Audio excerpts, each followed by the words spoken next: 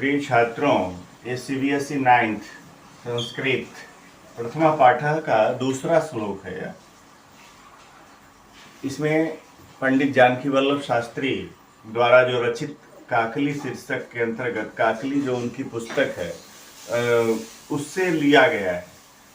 इसका नाम है भारती बसंत गीति। क्या नाम है इसका? भारती बसंत गीति, यही शीर्षक है वो, है ना। बसंत गीत इसमें उन्होंने गाया है, भारती बसंत गीति। कहता है श्लोक, वहति मंद मंदम समीरे समीरे, वहति मंद मंदम सनीरे समीरे, कलिंदात्मजाया सवानीर तीरे, नतां पंक्तिमालोक्य मधुमाधवीनां, निनादय नवीनामयवानिवीनाम। कहा कि बहती ऐसे समय में जहां मंदम मंदम वहती, क्या? तो समीरे सनीरे। कहा कि सनीर माने जल युक्त हवाएं जहां धीरे धीरे बह रही है ऐसे समय में।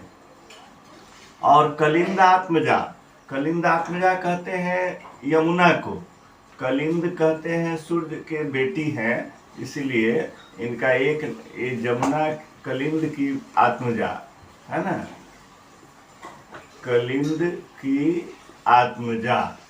तो आत्मजा माने होता है बेटी, ठीक है। तो इसीलिए यानी जमुना, तो जमुना का दूसरा नाम कालिंदी भी है, कलिंद की आत्मजा होने के कारण, ठीक है। यमुना कहिए, कालिंदी कहिए, कलिंद की आत्मजा कहिए, कलिंद आत्मजा यमुना। सूर्य पुत्री भी कहलाती है यह, है ना। यमुना को सूर्य पुत्री भी कहते हैं, तो इत्यादि नाम है इनके। जमुना का तट है और जमुना के तट पर जो हवाएं, जल युक्त हवाएं मंद मंद बह रही हैं, या मंदम मंदम बहती क्रिया का विशेषण है, इसीलिए इसको क्रिया विशेषण भी कहते हैं। यहाँ द्वितीया लगी है। कोई पूछेगा मंदम मंदम में एक सूत्र है क्रिया विशेषणे द्वितीया। कौन सा सूत्र है? क्रिया विशेषणे द्वितीया। ये बहती क्रिया है। बहती क्रिया, जो बहती क्रिया है इसका ही विशेषण है मंदम मंदम। कि कहा कि अब समझ में आ गई कि मंदम मंदम क्या है, क्रिया विशेषण है। और वहाँ द्वितीया किस सूत्र से लगी है? क्रिया विशेषण द्वितीया से सूत्र है, ठीक है। तो मंदम मंदम में द्वितीया हुई है, स्पष्ट हो गया।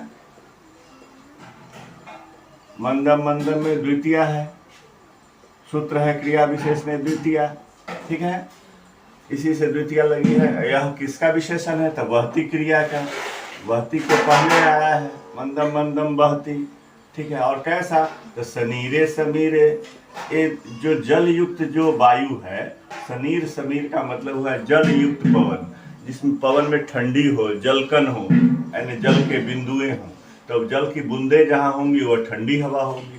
तो ऐसे बह रही हैं हवाएं, जल युक्त ठंडी हवाएं बहती हैं।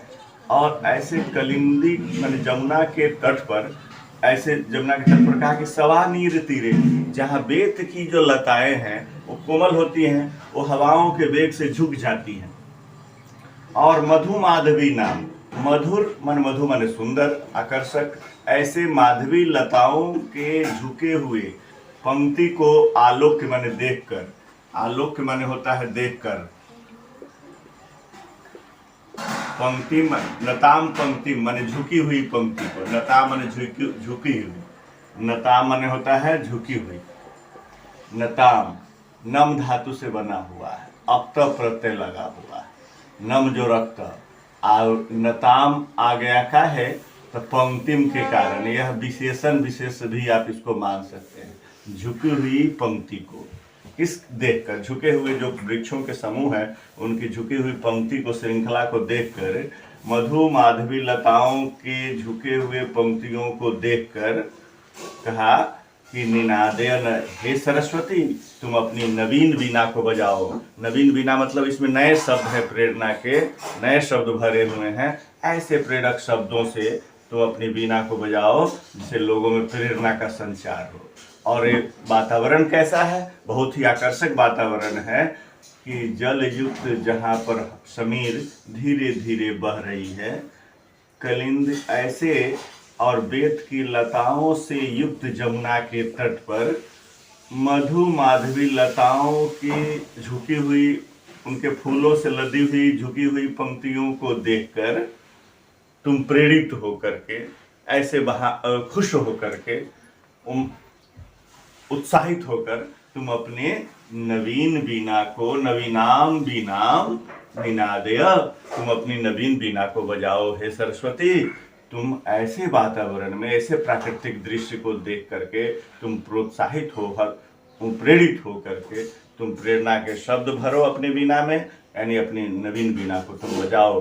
नवीन वीणा कहने का आवश्यक भाव यही है कवि का कि उसमें जो शब्द से प्रस्फुटित हो रहे हैं वे प्रेरणा के शब्द हैं, मानव को जागृत करने वाले हैं। ऐसे इसीलिए कहा कि नवीनाम वीणाम, जिसमें प्रतिदिन नित्य नूतन शब्द उसमें से निकलते हैं जो मानव के लिए प्रेरणा के स्रोत बनते हैं, इसलिए नवीनाम वीणाम का प्रयोग किया गया है इस श्लोक में। आप समझ गए होंगे कि श्लोक का अर्थ और जितने भी इसकी व्याख्या हुई मैंने की है। फिर इसके बाद नेक्स्ट श्लोक है ना, आपको कोई दिक्कत नहीं हुआ होगा। एक बार पुनः मैं इसके अर्थ को बताता हूँ कि हे सरस्वती, तुम अपनी नवीन वीणा को बजाओ। कैसे वातावरण में? तो कहा कि जहाँ पर जल युक्त हवाएं धीरे धीरे बह रही हैं और ये बेतों के, झुके हुए बेतों के पंक्तियों को देखकर, मधु माधवी लताओं के झुकी हुई पंक्तियों को देखकर इस जमुना के तट पर जो आकर्षक दिख रहा है, ऐसे आकर्षक समय में तुम क्या करो? निनादय नवीनामय वाणी वीणा, तुम अपनी इस नवीन वीणा को बजाओ। यही इसका भाव है कवि का। ठीक है, एक एक करके मैंने दे दिया है सबका। कलिंद की आत्मजा अर्थात बेटी जमुना, इसके लिए दो दो शब्द आया जमुना के लिए मैंने दिया। एक यमुना, कालिंदी, कलिंद की आत्मजा है ना, सूर्यपुत्री, ये सभी नाम है इनके यमुना के।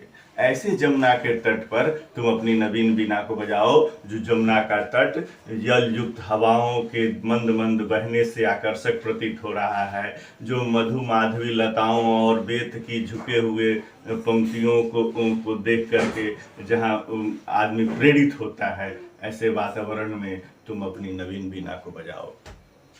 ठीक है, धन्यवाद।